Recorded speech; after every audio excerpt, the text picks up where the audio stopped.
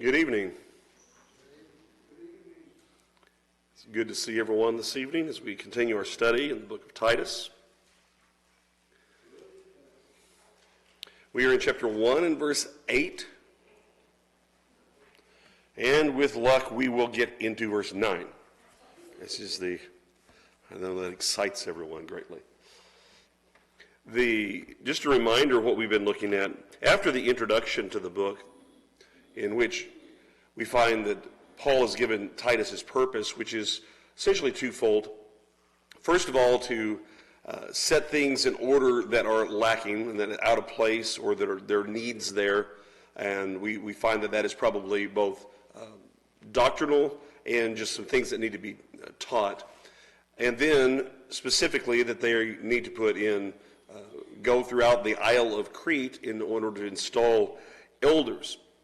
So in order to accomplish this latter task, it was important to be able to establish what the qualifications would be of how do you go about selecting such men.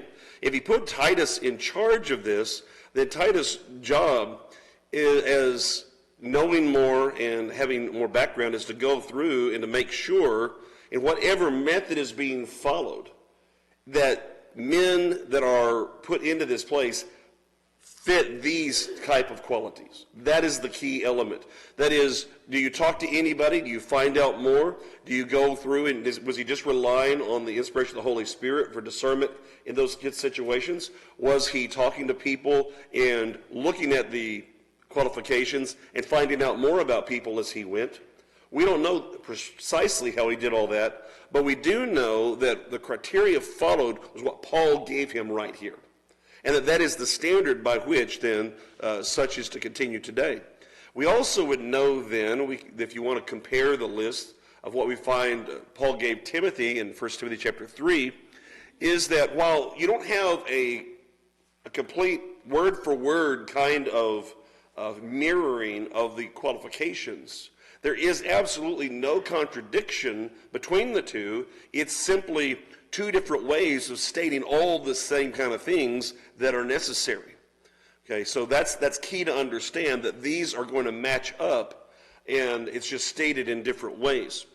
Here in our text, what we've noticed is he began in verse 6, and we note particularly the parallelism that he began with a man being blameless in verse 6, and then again, a bishop must be blameless, verse 7, same idea. And the point there is, if you recall, the idea of that there needs to not be a question about these things. The first instance is, what has he done in an outward way with his family, that in his family life, both in regard to how he treats his wife and his faithfulness to her, and what he has done with his children in order to train them. So we're looking at this, we're looking for leadership traits of character. How has he gone about his work in his relationship of faithfulness? And that's a key idea of character of someone who's going to be serving in that capacity, of their loyalty in that way, and also their ability to lead people spiritually. These are the two things you're going to need in particularly in someone who's going to serve as an elder. Now, he starts with those things, and we wanted to emphasize we're talking about spiritual traits, not simply to be looking then at the physical trait of being married and having kids. Okay, they were looking for spiritual things. So then in verse 7, he went through a list about being blameless, and we were looking at negative things. That is, things you need to make sure these are not part of his life, and went through that list in verse 7. So the way in which you look is you're going to look at his family. How does he interact with family, and what can you see spiritually about him from his family life? Then you look at him again and you say, okay, are there any signs at all of these characteristics, in which case that would disqualify him, if he shows any evidence of these kind of things in his life. And then we looked in verse 8, and we started going into noticing these other characteristics that now need to be there positively. So in some cases we can recognize it's easier to go and to see that, well, this trait is not there, or at least you haven't seen the evidence of it, it's harder to go back and to see, I know that this characteristic is present in this person. Because that requires us to know them and to have observed them and to see evidence in the way in which they conduct their life that is clear that this is the kind of person that we're dealing with. When you deal with the idea of hospitality, and we talked about the two aspects of hospitality, a lover of what's good, that a hospitality is more a matter of loving the person even though you don't know them. And turning a stranger and really caring for a stranger. Loving what's good is caring for about something that is abstract, but that is associated with God. So it's really, in a sense, you have very practical applications of love the Lord thy God with all thy heart, with all thy soul, with all thy strength, with all thy mind, and thy neighbor as thyself.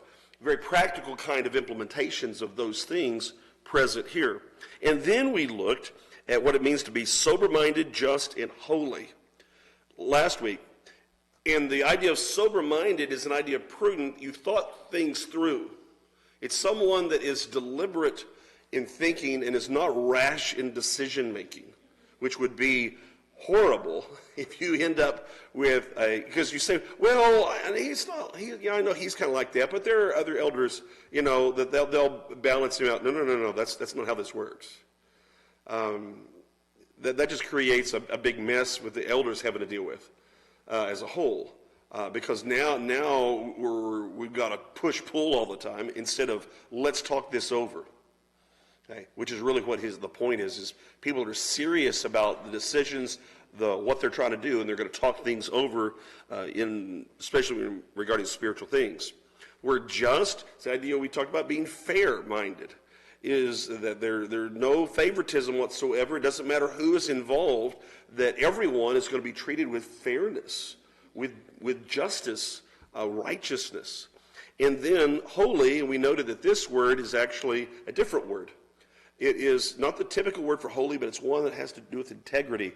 That is, they're committed to doing the right thing internally. As a matter of fact, if you go back and you look at all these words in this verse, every single one of them is something that has to be felt and basically be who that person is in character internally, and then is expressed externally. If I just say, is that a person who loves good? Well, I don't know their heart. Is that person hospitable? Well, do they care about other people? Is he someone that thinks things through? Well, I can't peer into your mind to see how you're thinking about things. Do they think of things and they treat people fairly? Well, notice that the core idea of being fair or just, we have to then look at it's how does it play out in real life? And all of these are things that are deep within about who that person is, and then we describe them based upon the situations they're in, and that this trait then comes out. So each one of those things you're looking at, how have you observed how they deal with people they do not know? Where's their commitment as far as that you see that this is someone that's really concerned and will choose good things all the time? That's what they bring into their life, the good things. Where do you see evidence with their decision making? What decisions can you point to that says they really thought that one through? What do you look at and say, well, that was fair? I'm not sure just anybody would have made that decision to go to that lengths to make sure they were that fair about how it was handled. And then to make decisions with integrity, it means a lot of times is that you're so committed to doing what God wants you to do that essentially you'll take a loss in some other way. It doesn't matter. It doesn't mean anything to you because you're doing what's right. And you're just that committed. Okay. With all of those things in mind, then, let's look at this last word, which is, in the New King James, self-controlled. Now, the word here, and I'm going to try to take what for years tried to figure this word out. It's a compound word from that's easy enough, internal. in you. With the word kratos, which is, I think, probably most described as being might. In every time that I've found the verb form of that word, it's associated with the will. Some might argue with me on that, but the things I've seen that are clear is it's talking about the will. So it's not just inner strength in how we think about it, it's an inner might over yourself. Right? That's self-control. That's why the word self is not inherently in this. It's an inner might, and that the idea of self is just a result of that. And therefore, under self-controlled is the result. It's the same type of word then that all these others have been. It's something that is internal, deep within, but that in trying to understand it, you're looking at, in situations, how does it look? And that's someone who has himself under control in difficult circumstances. Inner might. Now, there's a principle why I think all of these are going to, in this group, kind of come back to it, is that all of these are very internal commitments. Every single one of these is an internal commitment to something that God values, that this man values. Values people, values good, values thoughtfulness, values fairness, values character, values what he does with himself. His will, his choices. He takes his own choices seriously.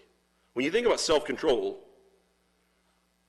that's what it is, isn't it? You take your own choices seriously. Now, what would be the example of someone that is the opposite of someone who has self-control? Rash? Okay, good. Knee-jerk is one. Not the word, but the idea I had. Yeah. Impulsive, right? Yeah. In other words, we need to pay attention to how all of you are as you go through the line at Walmart and see what you grab off the shelf, right? You go through and I'm going to just follow you through. Now, this would be bad because, how many people here, you follow a list that you're given versus you look around and say, oh, that looks good, right? So, well, maybe we don't do that when we're at a grocery store. Yeah, at least not if we're shopping outside right before we're supposed to eat. Then we'll put anything in the cart. But in terms of life, it's that same idea of we're impulsive about what we do. That any kind of thing, we're just liable to go. Bill? Peter in his early days, very impulsive. Yes. Oh, yes, that's a good... He was quick to be in there, quick to talk, quick to do something. And it's interesting to see him in Acts learn so much the lessons that he only really learned after the crucifixion. And then you see that further, he's passing those along in his epistles. Very, very true. So self-control, notice, it implies it's not that the want and the desire is not there. It's that that my inner might brushes it aside. I'm in control of what happens to that desire. And so in all of these, it's that thing within, I value my decisions enough that I'm not going to simply make any old decision. It's someone who shows that in the choices they're making about what they'll take care of themselves as far as spiritually. They're going to be doing those things. What matters to me, their priorities are in order. You've got all these different things that someone under self-control is that they're also not going to be budged the same way because they've got themselves under control. Now, there's another principle about this, though, that I would like, that's something that comes up in literature now every once in a while. But I want you to ask yourself this question. If you have this responsibility, it doesn't matter what it is, okay? It could be that you're at a job Okay, you think about it, you're on the job, whatever it might be, and you're given a promotion, you got some people under you. Okay, you're at school, you got doing something like that, and you got to deal with some people and responsibilities. You could be in a family. Okay, who's the first person in those situations that you need to lead? Someone said it. Yourself. The first person a leader needs to prove they can lead is self. And that's actually what these are showing. Self-control is a core element of someone who is leading themselves well. You see, that's why you start with self. He's already covered the fact that now you're leading your family well. But you have to start with you. That's what Paul told those Ephesian elders. Mm-hmm. Yourself first. That's right. That's right. Ephesians, in Acts chapter 20, verse 28, that you take heed unto yourselves and then to the flock. See, when he says that, that should have come natural to them because that's what kind of men they should have been, is that they take it seriously themselves. Now, what else happens here is, what this means, what you're looking for, is you're looking for men who they already are taking that into consideration, and they're making sure that it's not, I've got to make sure I'm dealing with this, and that takes me under consideration so that I take myself out of the equation of things. See, although they were qualified, Paul still remained. That's right. That's right. Well, because they're not perfect, right? So we always need those reminders. So the idea of self-control. Now, this is an important. Okay, so the next question is very natural. Is this an easy thing or a hard thing? It's hard. What I just said, that the first person you need to learn to lead is yourself. And that person is probably the hardest person to lead. Does it depend on the situation? No. Well, I mean, try to lead yourself at your worst, because that's where you need it the most. Because that's what really the point of self-control is what are you doing with yourself when you are at your worst? What do you do with yourself when you're having your greatest issues, trying to deal with it? He's not talking about perfection here, but it's talking about you take those kind of things seriously and make sure to try to move things around, that you get self under control. Think about it in 1 Corinthians chapter 9, where Paul closes a whole discussion about his willingness to make sacrifices that he doesn't even have to make. The whole chapter of 1 Corinthians 9, I'm teaching that at Brown Trail, is about sacrifices Paul is making as an apostle showing leadership that he doesn't have to make. Not eating things offered to idols is the first thing. Not being married. Choosing not to take money from them as he's doing that work, but to support elsewhere. All of these things, he is choosing not to take things that are perfectly within his right. Why? Because it's what's best for the people he's teaching. Now you get to the end of that chapter, and he talks about, this is the famous, we always like to quote this in the King James, because he says, I will buffet my body daily. Everyone, right? Which is actually buffet my body daily. And it's a very strong word for actually, I will put my body through the paces. I will be tough on myself, is what he's saying there. I'll be hard on this physical body to bring it into subjection. Why? He closes, that I may not be, New King James says disqualified. I prefer unverified. That is, someone that is himself, he's doing all this work from other people to be saved, that at the end, if he doesn't do that hard work on himself, that he won't be. That you could refer, I think it's verse 22 of that chapter that makes a similar point. Okay, so that's what he's talking about here when we talk about being under self-control, this is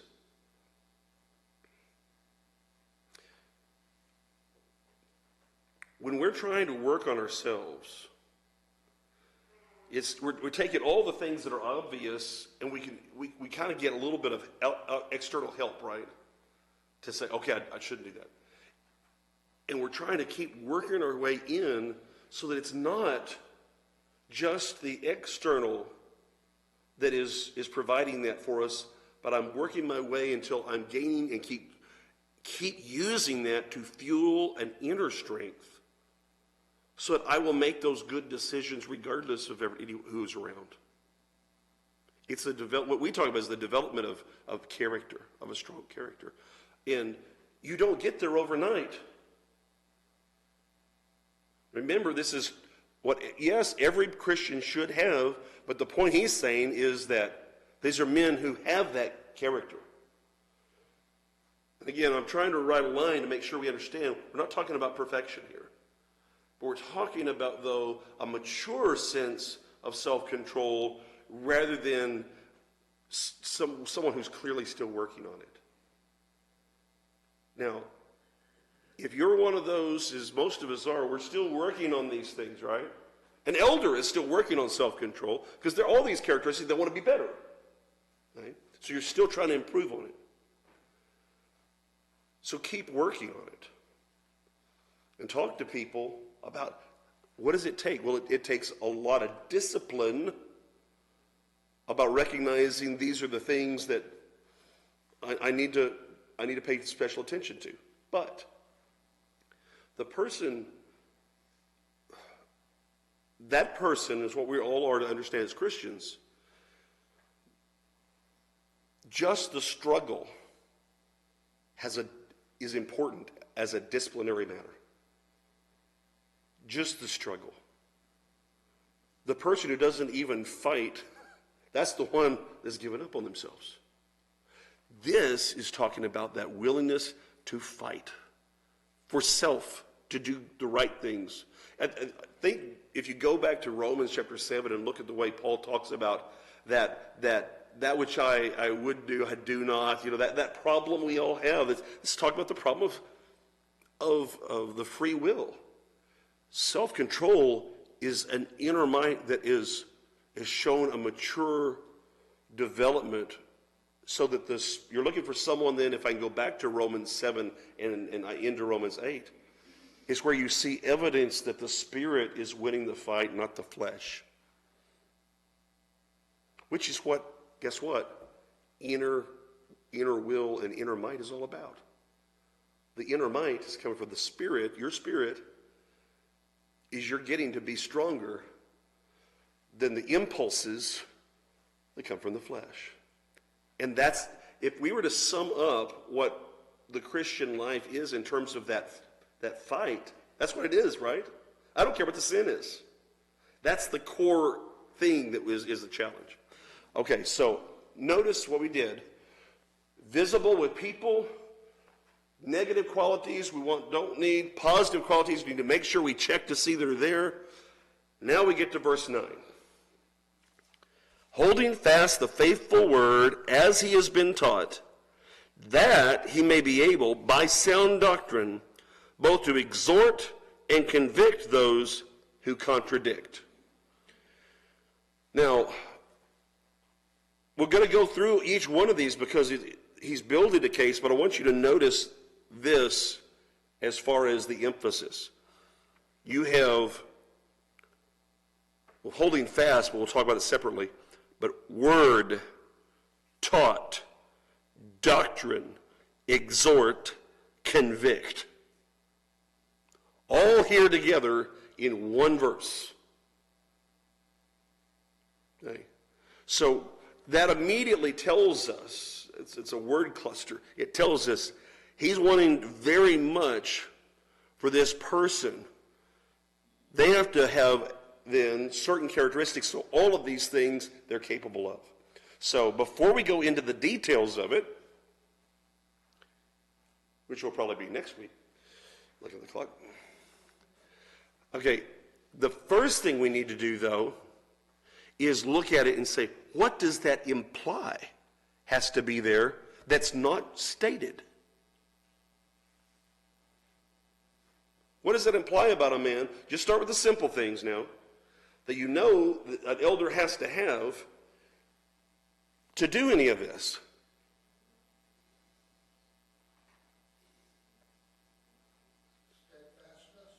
Steadfastness, so they're stubborn. I'm looking at when it says here that, on the faithful word, that he is holding. Yes, but I want you to concentrate first on these other words. Well, he's building the self-control. Man, y'all are going to, this is, well, thank you. I was really getting worried. He's got to know. He's got to have knowledge. You can't do any of this if you don't know what God says. Now, can you? How can you hold me faithful to something you don't know, as he has been taught? Sound doctrine, that's instruction he's received. Exhort requires knowledge. Convicting requires knowledge. So there is implied with all of these words here, says this man must know the gospel. They need to know the Bible. Now let's think about, now the question is, and here's the challenge. Okay, we'll give you that. So now here's the tougher question. How well? How well is very well? So he needs to understand everything. No, okay, good. Now you saw, not a novice. That doesn't appear here, but it appears in 1 Timothy. So it is implied in this, just as in not a novice, knowledge is implied. Okay? Still haven't answered my question. Y'all are a very evasive group. Your practice? Yeah. Hey, John? Well, I've got two words, probably neither one's the one you want. But some people can learn quicker than others. Yes. Internalize it and take it for what it says, and have, in a shorter period of time than others. Mm-hmm. Some people can live to 100 and do the best they can, but never quite get there in some ways. Okay.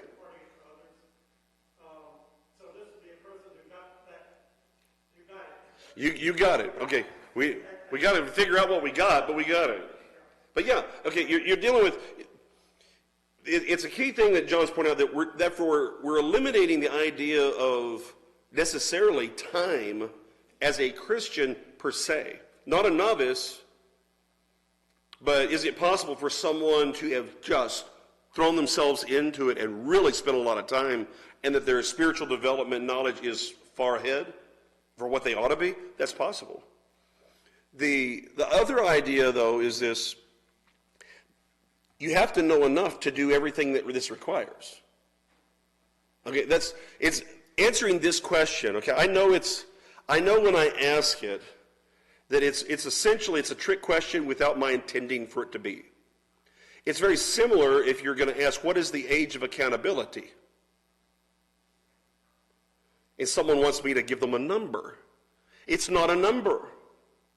It's a situation based upon understanding. Same thing applies here, is that we're looking at, can you tell that they are capable of handling all the responsibilities, number one, of holding fast. Now that is one or more of steadfastness conviction, I agree. We'll talk about more how that works out in the future. But he has to know what sound doctrine is, though, right? And that means we have to know something about what sound doctrine is. What's interesting is when you look ahead in chapter 2 and he tells you a little bit what sound doctrine is, it's not what you think. Because it's actually a whole lot about life and living that he's including in that as well. But he's going to have to know the difference about what sound is healthy. Healthy. So it's not just having all the right answers on a quiz. It's about being able to convey that in life in ways that actually matter. He's got to be able to exhort. That means positively make his case for the truth of the gospel. Now, the word we'll get into next week, it's more complicated than that. I'll finish this, I'll get right to you. Then there's convict, which is to provide the necessary correction for someone when they're wrong. So that means you have to know enough to make a full positive case for what is said in Scripture and to be able to recognize wrong when you see it. And I'm going to complicate that in just a second. Okay, I'm going to get Bill. Okay, well, we got the experience coming now. Okay, Bill. I'm always wondering, were any of these, have they had hands laid upon them? You would sure think so. You would sure think that they would have. He's asking if they had hands laid upon them. I assume That they would have some aspect of the knowledge. Okay, because they had no written word, that's right. Now, and Titus can't be there forever. so how much did they have? That's correct. Of course, we find out later on, interestingly enough, that the key problem, of course, the first real big problem that the early church had after the Bible, the canon was closed, was in the leadership. And it was because they were trying to figure out and to standardize what really was from God. And they chose to do that by putting one man in charge in a congregation, which meant their very first decision in the process got everything wrong. Okay, Grant. I think your thoughts on this. I think it implies also that eldership needs to have reasoning and logic skills. Mm-hmm. And an example, sometimes new situations come up that you don't have to deal with before, Yeah, glad you went there. Yeah. like maybe COVID. and dealing with the biblical principles. Mm-hmm. I'm pretty sure Phil and I have never studied about what to do when a pandemic before it happened. Well, you won't make that mistake again. So I think it implies here that the reason and logic skills Yeah. that allow you to take principles that you know. Yeah, I agree. I actually go back to prudence on that one too. That implies the need to think through a problem, that you have to be willing to put yourself through the paces on it. But I was going to actually get here because the whole idea of when you're dealing with things is that when we reduce everything to just a list of known problems, you know what we're doing? We're making ourselves vulnerable to tomorrow's problems that are not yet known. You need men who are going to be able to detect when the next new problem comes up, the next new doctrine that someone presents, not just all the old ones. You see, I can get you a list of what we do that at the school of having, okay, we need to find out what you believe on some of these things. In this time since I've been at school, just over 5 years, I've had to add multiple things to that list because they've become problems. Never would I have thought that some of the ideas that are coming out would come out. I didn't know that people would think that we're going to go back to a Ugaritic text for authority on how to interpret the Bible. Oh yeah, that's a thing. Okay, that's background information on that culture at that time. It has no say-so whatsoever about what God says doctrinally. Okay, it's talking about what that world was like. That's like handing things over and asking the Amalekites what they thought about Jehovah. You know, that's just not very bright. Okay, but we have people fall for that because they aren't thinking through things. We need men who will think through these things and recognize them, and to have the time and the thoughtfulness together to say, where actually are these issues? So we can oppose them properly, even though we've never heard them before. Okay? Just a second, because Phil's got something. Phil? You have to know sound doctrine Yeah. in order to recognize bad doctrine. Mm-hmm. But it's something else entirely to be able to tell other people why Yes. that's not sound doctrine. Yes, and that is captured in that word convict very, very well, as we will talk about.